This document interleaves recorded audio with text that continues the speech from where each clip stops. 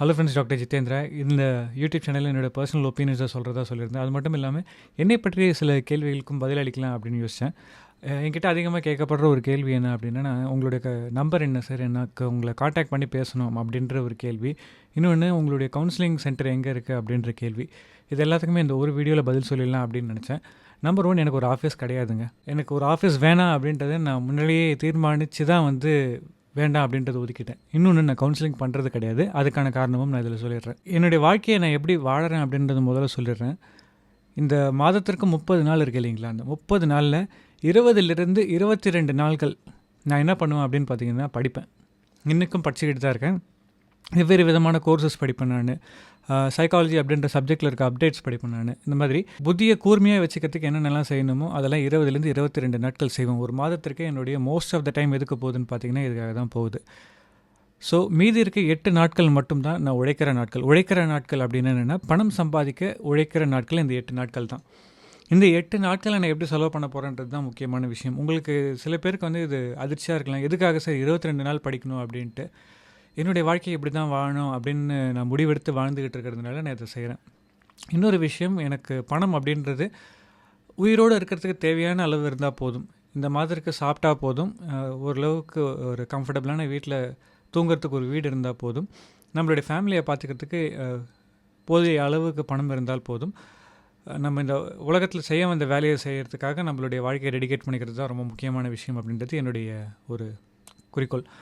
So ஏன் நான் 22 நாள் படிக்கிறேன் அப்படின்னா, என்னோடய சின்ன வயசுலேருந்தே எனக்கு தெரிஞ்ச ஒரு விஷயம் என்னென்னா, நான் பெருசாக மார்க்லாம் எடுத்ததில்லை, கண்டினியூஸாக ஃபெயில் தான் ஆகிட்டு இருந்தேன். அப்படி ஃபெயில் ஆகிட்டு இருந்தாலும் எனக்கு ஒரு கான்செப்ட் புரிஞ்சிருச்சுன்னா அதை என்னால் ஈஸியாக எக்ஸ்பிளைன் பண்ண முடியும். அது எவ்வளோ கஷ்டமான கான்செப்டாக இருந்தாலும் சரி, கடவுள் எனக்கு கொடுத்த வரம் என்னென்னா அதை என்னால் ஈஸியாக எக்ஸ்பிளைன் பண்ண முடியும். ஸோ இந்த ஈஸியாக எக்ஸ்பிளைன் பண்ண முடியும் அப்படின்ற ஒரு விஷயத்தை நான் செயல்படுத்தணும் அப்படின்னா, என்னென்ன புது விஷயங்கள் இருக்குன்றதை தேடி கண்டுபிடிச்சி கற்றுக்கணும். ஸோ நான் என்ன பண்ண ஆரம்பித்தேன் அப்படின்னு பார்த்தீங்கன்னா, மக்களுக்கு எந்தெந்த இடத்துலலாம் பிரச்சனைகள் இருக்கும், அந்த பிரச்சனையெல்லாம் தீர்க்கறதுக்கு என்னால் எந்தெந்த விஷயத்தெல்லாம் கற்றுக்க முடியும், அதை கற்றுக்கிட்டு நான் அவங்களுக்கு எப்படி இதை சொல்லிக் கொடுக்க முடியும் அப்படின்றத முயற்சி பண்ண ஆரம்பித்தேன். அதனால தான் நான் சைக்காலஜி அப்படின்ற சப்ஜெக்டையும் எடுத்து படிக்க ஆரம்பித்தேன். அதாவது ஆன்சர் பண்ண முடியாத நிறைய கேள்விகளுக்கு பதில் கண்டுபிடிக்கணும், மக்களுக்கு ஹெல்ப் பண்ணணும் அப்படின்ற ஒரு குறிக்கோளோடு தான் சைக்காலஜி அப்படின்ற சப்ஜெக்டை படித்தேன். படிச்சுட்டு சைக்காலஜி அப்படின்ற சப்ஜெக்ட் படித்தோடனே எல்லாருமே செய்கிற ஒரு வேலையான ஒன்று டீச்சிங்க்கு போவாங்க, இன்னொன்று கவுன்சிலிங்க்கு போவாங்க. அதே வேலைகளும் நானும் செஞ்சுருக்கேன். ஆனால் கவுன்சிலிங் போன போது எனக்கு ஒரு பெரிய பிரச்சனை என்ன அப்படின்னு பார்த்தீங்கன்னா, அமெரிக்கா போன்ற முன்னேறிய நாடுகளில் இருக்க மக்களுக்கும் நம்ம மாதிரியான நாடுகளில் இருக்க மக்களுக்கும் ஒரு பெரிய கேப் இருந்தது நான் பார்த்தேங்க.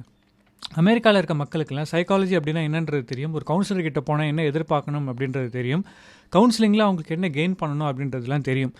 ஸோ அவங்களுக்கு இருக்க அந்த ஒரு சின்ன பிரச்சனையை மட்டும் டீல் பண்ணிக்கிறதுக்கு தான் கவுன்சிலர்கிட்ட வருவாங்க. ஆனால் நம்ம ஊரை எடுத்துக்கிட்டிங்கன்னா, நம்ம ஊரில் சைக்காலஜி கவுன்சிலிங் அப்படின்ற வார்த்தைகளை கேட்டாலே எல்லாருக்கும் பயம் இருந்தது. ஐயோ, ஒரு பைத்தியக்கார டாக்டர்கிட்ட போயிட்டா நம்மளையும் பைத்தியக்காரன்னு சொல்லிட்டாங்கன்னு என்ன பண்ணுறது அப்படின்ற மாதிரியான பயங்கள் இருந்தது. ஸோ நான் என்ன நினச்சேன்னா, முதல்ல சைக்காலஜியை பற்றின அவேர்னஸை நம்மளுடைய நாட்டில் உண்டாக்குறது தான் ரொம்ப முக்கியமான விஷயம் அப்படின்றத முடிவெடுத்தேன். இதை நான் 2014 வருஷம் முடிவெடுத்துட்டு அப்போலேருந்து சைக்காலஜி இன் தமிழ் அப்படின்ற யூடியூப் சேனலுக்கு தான் என்னுடைய வாழ்க்கையை கொடுக்கணும் அப்படின்றத முடிவு பண்ணேன். சைக்காலஜி இன் தமிழ் இன்றைக்கி இருக்க மாதிரி இவ்வளோ பெரிய சப்ஸ்கிரைபர் பேஸ்லாம் கிடையாது. இவ்வளோ பெரிய சப்ஸ்கிரைபர் பேஸும் ஜியோவால் கிடச்சிது. ஆக்சுவலாக இந்த போன வருடம் ஜியோ இந்த பிளான் இன்ட்ரடியூஸ் பண்ணதுக்கு அப்புறமா தான் இந்த அளவுக்கு சப்ஸ்கிரைபர் க்ரோத்லாம். 2017 செப்டம்பர் மாதம் வரைக்கும் சைக்காலஜி இன் தமிழுடைய மொத்த நம்பர் ஆஃப் சப்ஸ்கிரைபர்ஸ் 3000 பேர் தான். 3 வருஷத்துக்கு 3000 பேர். யோசிச்சு பாருங்கள்.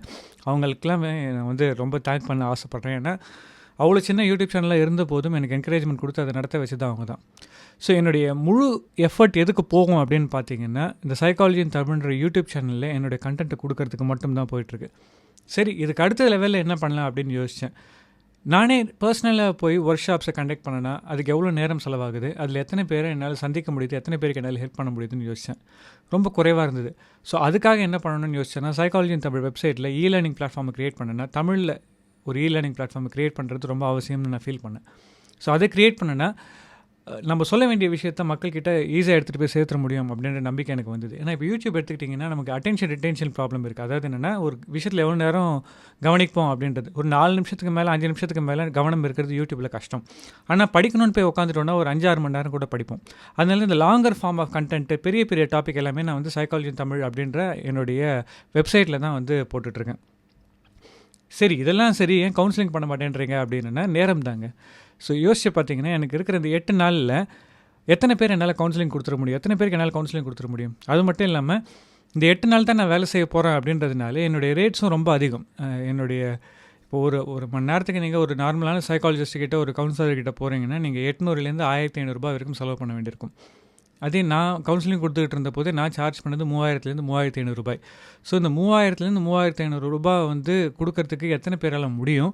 அந்த ½ அன் ஹவர்லேயோ 1 ஹவர்லேயோ கெயின் பண்ணிக்கிறதுக்கு பதிலாக ஏதாவது ஒரு வழி மூலமாக எல்லாருக்குமே இதை ரொம்ப சீப்பான விதத்துலேயும் இல்லை கிட்டத்தட்ட ஃப்ரீயான விதத்துலேயும் கொடுக்க முடியுமான்னு யோசித்தேன்.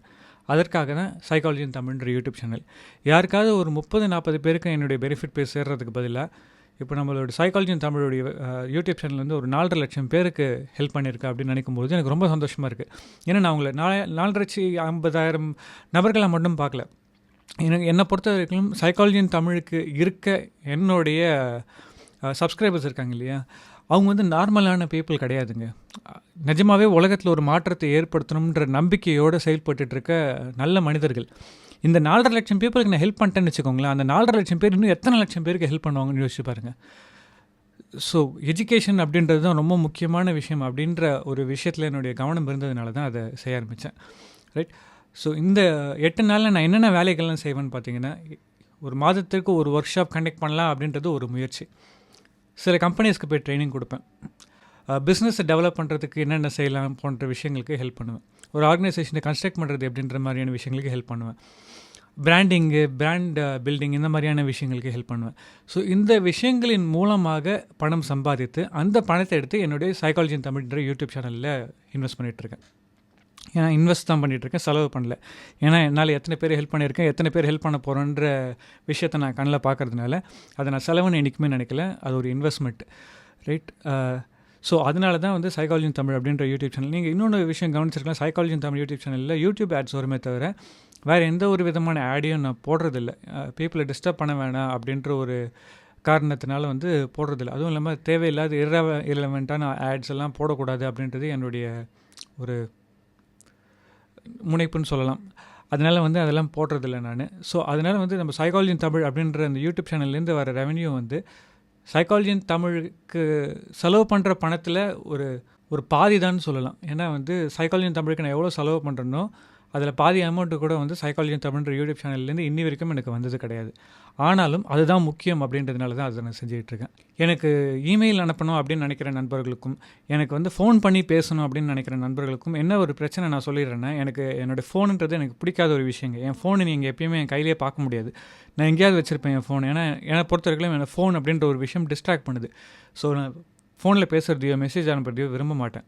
இன்னொன்று, நான் ரொம்ப ஒரு இன்ட்ரோவர்ட்டடான பர்சன். இன்ட்ரோவர்ட்டட்னா என்னென்னா, எனக்கு மக்களிடம் பேசுகிறது பிடிக்காதுன்றது இல்லை, எனக்கு நான் சிந்தனைக்கு எனக்கு டைம் ஒதுக்கிக்கிறது ரொம்ப முக்கியம்னு நினைக்கிறேன். அது மூலமாக தான் என்னால் நிறைய கேள்விகளுக்கு பதில் கண்டுபிடிக்க முடியும்னு நான் நம்புகிறேன். ஸோ அதனால தான் வந்து நான் ஃபோனில் பேசுகிறது கிடையாது. அதுவும் இல்லாமல் யாரோ ஒருத்தர் ஃபோன் பண்ணி பேசுகிற அந்த நேரம் ஒரு ½ அன் ஹவராக இருக்கலாம், 3/4 மணி நேரமாக இருக்கலாம், 10 நிமிஷமாக இருக்கலாம்.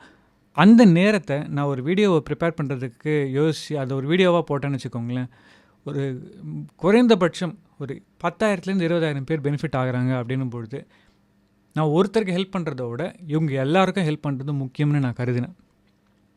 ஸோ அதனால தான் வந்து நான் கவுன்சிலிங் பண்ணுறதில்ல, பர்சனலாக யாரையும் மீட் பண்ணுறதில்ல, உங்களுடைய ஃபோன் கால்ஸ் எதுவுமே அட்டென்ட் பண்ணுறதில்ல, என்னுடைய ஃபோன் நம்பரை நான் இது வரைக்கும் கொடுத்ததில்ல.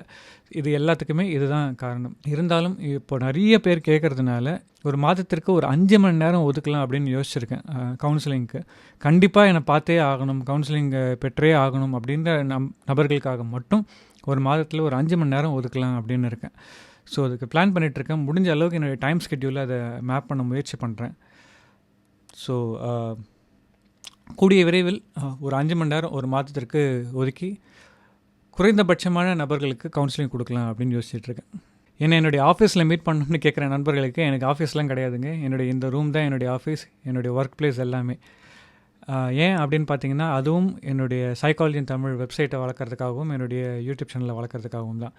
ஏன்னா ஒரு ஆஃபீஸில் செலவு பண்ணுற பணத்தை நான் என்னுடைய யூடியூப் சேனலில் இன்னும் பெருசாக்கிறதுக்கு செலவு பண்ணேன்னா அது எவ்வளோ நல்லதாக இருக்கும் அப்படின்னு நான் யோசித்தேன். அதனால தான் நான் வந்து ஆஃபீஸ் செட்டப் எதுவுமே போட்டுக்கல. நான் எந்த ஒரு பெரிய பிஸ்னஸ் கிளைண்ட்டை மீட் பண்ணணும் அப்படின்னாலும் ஒன்று நான் அவங்களோட ஆஃபீஸில் போய் மீட் பண்ணுவேன், இல்லைன்னா நம்ம ஒரு பொது ஆஃபீஸில், ஒரு வர்ச்சுவல் ஆஃபீஸில் எங்கேயாவது ஒரு இடத்துல தான் மீட் பண்ணுவேன். ஏன் அப்படின்னு பார்த்தீங்கன்னா, செலவு அப்படின்ற காரணத்துக்காக. ஏன்னா நம்மளோட செலவை நம்ம கம்மி பண்ணிட்டோம்னு வச்சுக்கோங்களேன், நம்மளோட தேவைகளை கம்மி பண்ணிட்டோம்னா நம்மளால் நிறைய பேருக்கு ஈஸியாக ஹெல்ப் பண்ண முடியும் அப்படின்ற ஒரு எண்ணத்தினால தான். அதுவும் இந்த காலகட்டத்தில் ஒரு 8 நாள் தான் நான் வேலை செய்கிறேன்னும் போது எனக்கு எதுக்கு தனி ஆஃபீஸ்? அது மட்டும் இல்லாமல் வெவ்வேறு விஷயங்கள் தேவைப்படுதுன்னு வச்சுக்கோங்களேன். ஒரு வீடியோவை க்ரியேட் பண்ணணும் அப்படின்னா ஒரு ஸ்டுடியோ வேணும்னா நான் ஹையர் பண்ணிக்கிறேன், ஒரு வீடியோகிராஃபர் வேணும்னா நான் ஹையர் பண்ணிக்கிறேன். அவங்களெல்லாம் ஒரு ஆஃபீஸ்க்குள்ளே உட்கார வச்சு பண்ணணும்னு வச்சுக்கோங்களேன், அதுக்கு ஆகிற செலவு என்னால் செலவு பண்ண முடியாது. எனக்கு மக்களிடம் கேட்குறதுல அந்த அளவுக்கு விருப்பம் இல்லை. ஏன்னா நம்மளுடைய வீடியோஸை பார்க்குற நிறைய மக்கள் வந்து அவங்களுடைய மாத வருவாயை வச்சுட்டு அவங்களுடைய ஃபேமிலியை லீட் பண்ணுறதுக்கே கஷ்டப்பட்டுருக்காங்க. ஸோ அவங்கக்கிட்ட போய் நான் ஹெல்ப் பண்ணி கேட்க முடியாது இல்லைங்களா? அதனால தான். ஸோ எனக்குன்னு ஒரு ஆஃபீஸ் கிடையாது. என் ஃபோன் நம்பர் கொடுக்காததுக்கு காரணம் நான் ஃபோனில் பேச மாட்டேன் அவ்வளோவா. இன்னும் ரொம்ப முக்கியமான விஷயம், நான் கவுன்சிலிங் கொடுக்காததுக்கு காரணம் எனக்கு நேரம் இல்லை, அதனால தான். ஸோ ஆனால் முடிஞ்ச அளவுக்கு முயற்சி பண்ணுறேன், கூடிய சீக்கிரத்தில் ஒரு 5 மணி நேரம் ஒரு மாதத்துக்கு கவுன்சிலிங்க்கு ஒதுக்கலாம் அப்படின்னு சொல்லிட்டு. ஸோ ஓரளவுக்கு என்னுடைய இந்த மாதிரியான கேள்விகள், என்கிட்ட கேட்கப்படுற கேள்விகளுக்கு இந்த வீடியோ மூலமாக பதில் சொல்லியிருப்பேன்னு நினைக்கிறேன். உங்களுக்கு இந்த மாதிரியான வீடியோஸ் பிடிச்சிருந்ததுன்னா இந்த யூடியூப் சேனலுக்கு சப்ஸ்கிரைப் பண்ணலாம். இதில் என்னுடைய பர்சனல் ஒப்பீனியன் அண்ட் கமெண்ட்ஸ் மட்டும்தான் இருக்கும். Thanks for watching this video and have a great time.